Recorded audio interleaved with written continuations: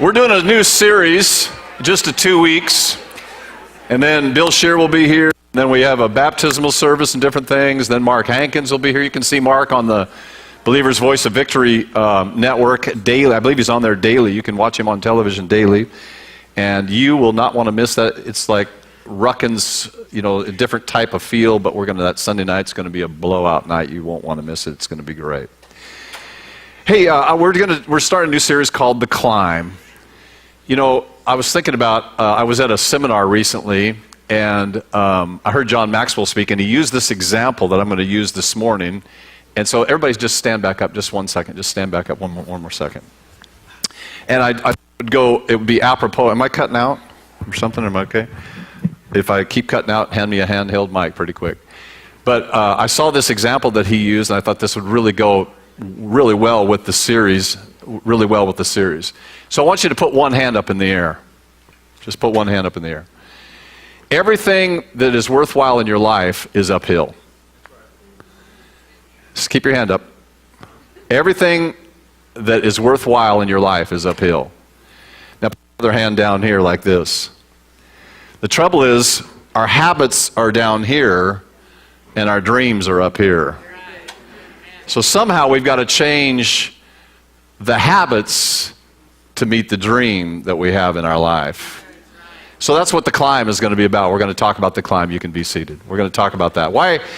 I was thinking about, I climbed Mount Hood a few years ago, and I was thinking about that climb, and I asked people why. I thought to myself, why do people climb mountains? And what's the normal response that people have? Because they're there. That's not the reason why people climb mountains. The reason why people climb mountains is because it's uphill. The reason why people climb mountains is because it challenges them to go to a different level. The reason why people climb mountains, it's because they're uphill. Let me show you some pictures of Bruce and I. Wave your hand, Bruce. Bruce was a young man back then. He's really an old guy now, but I haven't aged a bit. But that's my scared face there in the yellow. That Bruce right there. That was Ben Sharkey behind us. So we climbed Mount Hood. Go ahead, show another picture there. That's at the summit of Mount Hood. We started at 12, so that was 2005. We started at 12 midnight climbing, and we summited around 6 o'clock in the morning, and it took us about 6 hours to get up there and about 6 hours to get back. Show the next picture. That's on the Hog's Back below the summit there, where I don't know what we're doing there, but it looks like I'm liking whatever's going on right there, and we're doing nothing. Show another picture there. The next one. That's a picture from up. That's what you see from the top of Mount Hood. Next one. There's the crew. That's our guys. Our guide our guide was this guy that everybody, he's the kind of guy you want to hate. He's a 6 foot tall, $140, could run up the mountain type guy. You just get mad when you see those guys. Go ahead, next picture. Or is that it? Is it? Okay, that's it. All right, so we just wanted to show you a couple pictures there. Now, before you go, oh my goodness, that's amazing, you climbed the mountain. I was down at Marcia, you know where Marcia's museum is, down at Long Beach, Washington? How many of you know, you see the alligator? Jay and I saw that alligator up hunting the other day, the man alligator up hunting the other day. But I was in Marcia's museum, and I love black and white photos, so in the back of Marcia's museum, they have all these nice black and white photos for sale. So I was thumbing through them, and I was kind of shocked that some of them were in there, but I was thumbing through them, and I saw, when you saw us way up on, or he took the picture of us way down at the bottom there, there was a lady back in the 1800s with a dress on up above there. And I'm thinking, we've got these crampons on, we've got all this stuff on, we got ice picks, we're roped together, and here's a lady up there with a dress on. And I'm thinking, okay, so about the time you think you're really doing something, somebody else is probably doing a little better than you, So, but we climbed the mountain. It was a great time. The other day, Thursday night, Jay and I and Jason, we went up and we were scouting. We were going elk hunting, and we were scouting, and we're basically bear hunting, scouting elk, and we were we drive up to Packwood, and then we drive 11 miles off the road, off the main road, and then we camp there, and then in the morning, on Friday morning, we started the climb up the hill. And it's not very long, but it's steep. And you know, and I was thinking, and people, you know, we keep thinking about us down below this 11 miles back there, you know, you could probably get a camper back there. And I'm starting to think, well, a camper would really be nice back here, you know. But we backpack into this place, and the reason why we backpack into this place to bow hunt is because it's uphill. And what I mean by that is, this is cutting out on me, so can we, is there batteries bad on this, or what do you think? Okay, just shut me off and turn. So the reason why we go up this place is because it's uphill. And whenever I go out to the places I go hunting, I don't want there to be anybody else around. I want to be the only people in there. And so the only way you can find that is to find a place way uphill. And we found that place. And so we go back there every year, and we backpack in, and it's hard. I came back, and the worst things for me is when my legs start cramping. And my legs don't just, you know, like cramp here or here. My legs cramp on the inside on both sides at one time. The first time that ever happened to me, I almost called 911 because it was so painful. And how do you get, you know, if you got something you're here or here, you kind of stretch it out, you get it out of there. If they're on the inside, you just kind of go, this just hurts, and I don't know what to do about it. And I think, why do I do this? And and there will be a day where I'll say, you know, I don't want to do this anymore. It's just not something I want to do. And there will be that day. But until that day, I'm going to keep climbing, keep pushing, keep dreaming, keep doing stuff, because we get into places that no other people get to see. Jay and I had an experience last year with a herd of elk that few people ever get to have. The only way you get to have that is you gotta go uphill to do that. Yeah, I mean, it's just one of the most amazing experiences. And many of you do other things in different areas that you have to go uphill to do. You know, successful businesses, anything that you do, successful families, everything that you do in life is probably going to be uphill. So I wanted to share with you a couple weeks. This week I want to share with you things I learned climbing Mount Hood, and then it was like I said, it was a long time ago. And then next week we'll talk about more of the how-tos to go uphill. So let me just throw about 5 or 6 things at you today. I call this, what did I learn going uphill? Number 1 is I was not prepared for the challenge. You know, it was one of those things where, you know, I just was not prepared. At that time, I was playing golf quite a bit, and I was carrying my golf clubs on my back. So I thought, well, I'm walking 6 miles on that. What's the big deal about a mountain? You know, it's just a few miles up there.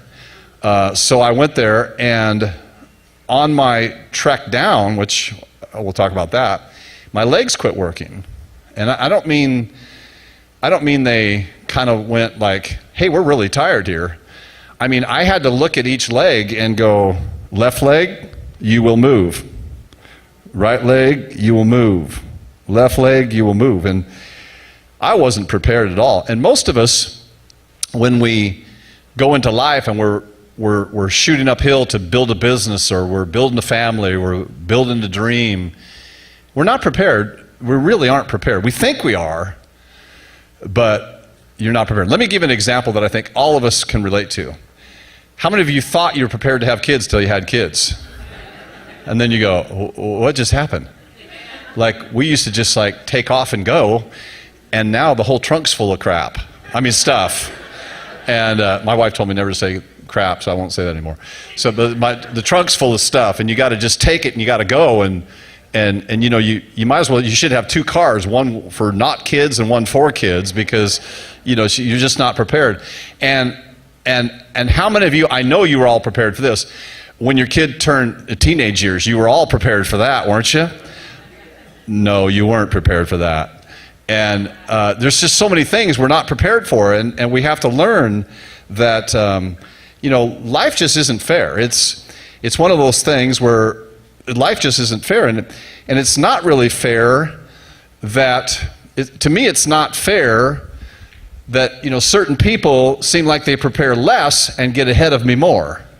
So just realize, probably this isn't point number 2, but it's kind of all part of point number 1, is one of the things you won't be prepared for is people that look like they're doing it easy when it's hard for you. But stay in the fight, because you've got to stay in the fight, because there'll be something that will be a blessing to you along the way. And it's not fair that I worked out a little bit, walked the golf course, prepared for that, and then go into Marsh's museum and see a woman with a dress up on the mountain. That's just not fair. And there was no helicopters back then. That is just not fair. But apparently the pictures don't lie. Now, second one is kind of like the first one. The second point is your vision of what you think it is always easier than it really is. I like to say this: when people have a vision, God will tell you what you're going to go to, but He doesn't tell you what you're going to go through. Because if He told you what you're going to go through, you may never get started in your journey and what God has for you. God is Mr. Sneaky. I don't mean that in a bad way, with all due respect. Like I say, He tells us sometimes what we're going to go through, not what we're going to go to. Okay, now think about this guy in the Old Testament in Genesis chapter 37, verse 9 and 10. There's a guy by the name of Joseph, probably 17 years old, and he has a dream, and sometimes you can't share your dream with everybody because they don't really see the whole value in your dream. So the dream that Joseph had is someday all these brothers he had a ton of brothers, and all these brothers are going to come down and they're going to bow down to him and worship him, and basically he's going to rule over his brothers. When you're the youngest of the family, you don't tell your older brothers that dream.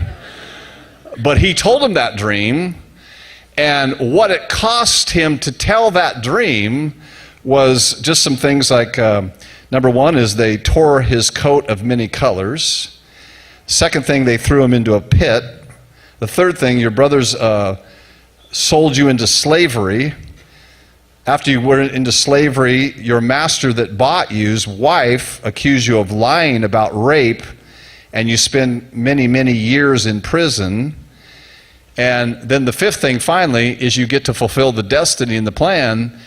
But I'm not sure if he was 17 at the time, I'm not sure the 17-year-old Joseph would have gone through that knowing what he was going to go through. So God, with all due respect, Lord, you're Mr. Sneaky. When you told us to pastor this church, I dreamed of a perfect church. I dreamed of people getting along and nice to one another. I dreamed of no financial problems. I dreamed of just kind of getting up, teaching the word, blow in, blow up, and blow out. And everybody would go, that was such anointed this morning. But the reality is, I was 23, Theresa was 21, and Christians were mean. They were mean we had one guy that was really mean to us. He was a mean sucker, man. And I'm thinking to myself, are those wings or are those horns? I don't know, but I think they might be horns. And we found out that people were just mean. And we kept thinking that somewhere, because we had this dream to build a church. And we thought somewhere down the road, it's going to get easy. Boy, I'm still waiting for that day. In the sweet by... No, it's just, I'm still waiting for the day when the dream gets easy. And I'm telling you, it never gets easy. It's just that somehow you figure out how to do the hard better. So God doesn't ever tell you what you're going to go through. He just tells you what you're going to go to. Think about, how would you like this to be your mission call? In Acts chapter 9, verse 15, now the Apostle Paul, this actor was a bad guy. The Apostle Paul, not at the time, not the Apostle Paul, but Saul was, they think he was a member of the Sanhedrin, which was the top 70 Jewish people in the world. And he was a religious zealot, and he was killing, this guy had papers to throw people into prison, And the reputation of him went throughout, and Christians were afraid of him and avoided him. And then Acts chapter 9, man, God's, the road to Damascus, he gets slapped down, and man, he submits to the Lord. And then, but they said, we got to have somebody kind of piggyback him into the body of Christ. So they picked Ananias. And this is what they said about Ananias. Ananias was like, Ananias had a dream. I'm going to go, you go take care of Paul. And he said, I don't want to go mess with that guy. He's a bad actor. So they said, so the Lord said to Ananias in Acts chapter 9, verse 15, and the Lord said to him, go, for he is a chosen vessel of mine to bear my name before the Gentiles and kings and the children of Israel, for I will show him how many things he must suffer for my name's sake. I always think about that now. Okay, here's the Apostle Paul, bad actor, gets struck down on the road to Damascus. He says, Lord, what do you want me to do? Ananias comes in, and the word to Ananias is, go take care of this guy, because I'm going to show him what he must do, or what he must suffer for my name's sake. Now, Jan and Lisa, you guys have been in the Philippines now for 9 years, haven't you? 11 years. Where does the time go? So what if the word of the Lord came to you and said, we're sending you to the Philippines, and we want to let you know what you must suffer for my name's sake? I don't think that's the way you envisioned the Philippines when you went there. Yeah, you say, well, I'm staying in America, wouldn't you? But has there been some suffering? Oh, yeah, there has. So Paul's mission call, my question is, I wonder if Ananias told Paul, hey, the Lord spoke to me, and he said, you're going to suffer a lot for my name's sake. I'm guessing that Ananias left that out. I just kind of think he might have left that out, because the Apostle Paul got going, and his dream was to preach to kings, and he did, man. He preached to King Agrippa, and he preached to different people, and the guy was amazing, and he got so many people saved because he was like one of the top guys, and he had a radical conversion. He did all that stuff, but he had shipwrecks and beatings and beaten with rods and prison things and all that kind of stuff. So the dream doesn't always come out the way we see it should be, but it will come out. You have to trust the Lord. Number 3, you have to trust in your climb. You have to trust your guide. I like this in what he says here in John 16. He says, I will have many things to, John 16:12, he says, I have many things to say to you, but you cannot bear them now. However, when he, the Spirit of truth, has come, he will guide you into all truth, for he'll not speak of his own authority, but whatever he hears, he speaks, and he'll show you things to come. You have to trust the guide, the Holy Spirit. But when we're up on that mountain, we came down the mountain, and we kind of, in our way up this, they call it the Hog's Back, but you're kind of going up this thing, and then we had to kind of go around the mountain a little ways. And to go around the mountain, there was a little trail there. It wasn't very wide, and there was kind of a glacier overhang, and the guy had us kind of sit underneath there so no falling rocks would get us and everything. And so then we went up the summit, and we came back down, and we're all roped together, and we got these, the spikes, the crampons on our feet, and we're kind of going back, almost get back to that, to that overhang where we're at back down, and it is like almost a vertical drop right below us there. And I'm thinking to myself, boy, I'm sure glad we're not going down that thing. And the guy says, we're going down there. And remember that, Bruce? And we kind of looked at each other like, this dude's lost his mind. We thought, this guy is crazy. I was thinking in my mind, I'm sure glad we're not going down there. And he said, we're going down. It seemed like it was simultaneous. Like, I'm sure glad we're not going down there. Oh, by the way, we're going down there. And I'm looking at that going, till death do us part, we're partying, baby, we're done. Because I'm dying. I'm, roped together, whatever, we're all falling down this, it seemed almost, it wasn't vertical, but it seemed almost vertical. But he says, we're going down there. And I'll never forget what he said to us. We all kind of looked at him, we kind of gasped, and we went, what? And he said this to us. I'll never forget it. I've taught this in many leadership lessons. He said, gentlemen, my emphasis, gentlemen, you're not trusting your climbing experience here, you're trusting my climbing experience here. And we went, okay, we're going to trust you, because I don't know how to get off the mountain without you. So I guess, if you're going to leave me up here, and we didn't have cell phones back then, so I can't call a helicopter, so I guess we're following you. And I think in our climb, you have to trust the Holy Spirit. Because He's going to tell you to do things, and He's going to tell you to hook up with that person, don't hook up with that person. He's going to say this, and the opportunity will come your way that you're going to have to turn down. Because He sees, you see, 100 yards ahead, He sees a year ahead. He sees 500 yards ahead, way ahead. And He says, look, don't go over here, don't go over here, don't do this.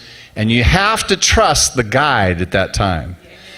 And so your mentors, your guides, whoever that might be, in building this life together, sometimes when it comes to raising a family, you find somebody that's raised a great family, and you talk to them, you say, well, what do you want to do? What should you do about this? You say, well, I think you ought to do this. And they say, oh, I would never do that to my kid. Well, say, well, do you want to raise a good family? Or do you want to just try it and wing it on your own? Or do you want to have the same results that I had? If you did, then you need to step it up in this area of your life. And I think we're just smart enough to know. We deal with lawyers and different things, and the reason why I hire lawyers, and they're not cheap, they're expensive, is because I don't know what I'm doing when it comes to that stuff, and I want to make sure I'm protected. And when you're building something in your life, you have to make sure that you trust your guide. Number 4, don't take shortcuts.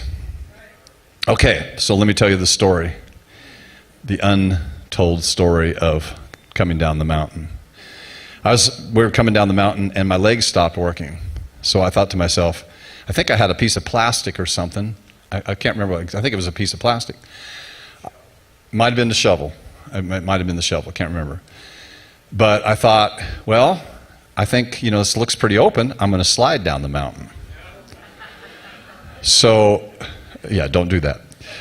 So, because my legs quit working, I thought, and I don't remember if I had a piece of plastic, a shovel, whatever it did. So I started sliding down the mountain, and I got out of control. And no trees on there, thank God, or, it might have been the end of me. But I started sliding down the mountain, and to stop, it was getting warm out, so I had my sleeves rolled up to here, and I put my arm down on the snow, and the ice, and I burnt the whole side of my arm, burnt the whole side of my arm, because I was trying to shortcut the system. I was trying to think, well, let's just do this, let's just get on, let's shortcut the system. And I think in life, are you getting any of this today? I'm preaching better than you're agreeing. So, I'm just having fun with you a little bit this morning. So in life, I think sometimes we try to shortcut the system. We try to cheat the process. And when we cheat the process will come back to bite us. So you got to be careful with that, because the process will come back to bite you. Don't cheat the system. Number 5, and then I got 6, and then we're almost done. Here's another one, is just keep moving. Here's what my guide said to us. He said, now, because we had a training session the day before, and he says, you're going to want to quit when we go up the mountain. He says, you're going to want to quit. But he said, what I want you to do is we'll take breaks. Whenever you guys want a break, we'll take a break. But he said, until that time, he said, I don't want you to ever stop. Now we're going to zigzag up the mountain. But he said, what I want you to do is I don't want you taking large steps. I don't want you going like this. He said, I just want you doing this. He said, I just want you taking short steps. And he said, I don't want you going fast. I don't want you running up the mountain. He said, I just want you to just keep moving. You look down and just take short steps. So we zigzag, because if you're going straight up, it's like, so we just kind of zigzagged up the mountain, and we just went like this. Short steps. Short steps. And he said, just keep moving. Just keep moving. Just keep moving. I'm telling you, there's a prophetic word for a lot of you this morning. Just keep moving. Just keep moving. Just keep moving. Yeah, but I saw so-and-so, they took 3 leaps up the mountain, and look how far they are ahead of us. Just keep moving. Just keep moving. Because so-and-so is going to fall and slide down the mountain pretty quick. But you just keep moving. Just keep moving. And I'm telling you, if you want to live a prosperous, healthy life in business, family, everything in your life has to keep moving. Your body has to keep moving to stay in shape. Your money has to keep moving to stay in shape. Your marriage has to keep moving to stay in shape. Your relationships have to keep moving to stay in shape. The minute you decide to park, you're going to be in trouble. So just one foot in front of the other. Just keep moving. I've used all these examples through my life. I think about just the one incident of climbing the mountain. I don't know if I'll ever do it again. Maybe if, maybe some of I might do it. By the way, I'm doing the Spartan run next year. I already did it. So it'll be for my 60th birthday. So anybody want to run with us? You start going now. I'll give you a year to get in shape. And so you guys want to join me. We're going to do the Spartan run next year. And it just gives you an excuse to keep moving. But I've used this example many times in my life when things got hard, things got tough. Keep moving. Keep moving. Keep praying. Keep seeking. Keep giving. Keep serving. Keep doing those things. And eventually, someone said, I think John Maxwell said, if you're going to be a success, you have to be in love with boredom. Because life gets boring. And the things that will take you to success sometimes get boring. But keep doing it. Last one is this: never quit. Never quit. Same thing. But let us not grow weary in well-doing, in doing good, for in due season we shall reap. Galatians 6:9. Let us not grow weary in doing good, for in due season we shall reap if we don't lose heart. In other words, I've said this many times in the past few months. If you don't quit, you win. If you don't quit, you win. Listen to this. I was doing a little study about Navy SEALs. I don't know I'll never find out whether I ever could have been one, but I would have liked to tried, I'd rather try something, and have a leg fall off than to not try at all. Something. Listen to this. This is called developing mental toughness. It just isn't just about being resilient. It's about learning to access your reserve tank when you think you can't go any further. Listen. He says, it's just not the Navy SEALs, they put this in their mind. It's not about being able to carry on. It's not about being resilient. It's about accessing something that you didn't even know was your reserve tank. He says, when we think we know our limits, whether you're exercising, studying, or just trying to break a bad habit, there's always that moment when you feel like tapping out. To get past that point, this guy, whatever his name is, explains a perspective-altering rule he learned from a Navy SEAL who came to live with him for a month. When he would say that when your mind, listen to this is what Navy SEALs are taught. When your mind is telling you you're done, you're only 40% done. When your body and your mind is telling you it's over with, we're done, you still have 60% left in your tank and you don't even realize it. Most people give up at that point and don't even realize they happen to tap in to the other. He said he had a motto: if it doesn't suck, we don't do it. That's the Navy SEALs. If it doesn't suck, we don't do it. And that was his way of every day focusing us to get uncomfortable, to figure out what our baseline was and what our comfort level was, and just turning it upside down. We all have all the will. It's just a matter of how we apply it, not just a once-in-a-year marathon, but to a variety of things in our daily lives. We are more capable than you realize, but you have to fight off the mental blocks you're established over the years. You can run farther, you can learn more, you can resist your vices longer. The next time you feel like giving up, remember, you've got 60% left. Let's have the worship team come up. Let's have the worship team come up. When you think, I can't do this anymore. I can't go on. I'm mentally spent. That kid's driving me crazy. My husband's driving me crazy. This business just doesn't seem like it's growing. Things just don't seem like they're progressing, and I don't know what it is. I'm at the end of my rope. No, you're only down 40%. You got 60 more percent of your rope left. I'll tell you, that's helped me over the years. That's helped me grab a hold of some things that are in my life to just say, you know what? I'll tell you what, I don't know about, if you hang around me, I'm not the smartest guy in the world, but I'm the most determined guy in the world. I'll tell you what, I never quit. My favorite line in a song is Russ Taff, and he's singing a song, and he says, I'll climb this mountain on my knees if I have to. I think some of you are here today, and you're at the point where you think you want to quit. You think it's time to quit. I say to you that I'm not going to say day after tomorrow, I'm not going to say a month from now, I'm not going to say a week from now, I'm not going to say a year from now.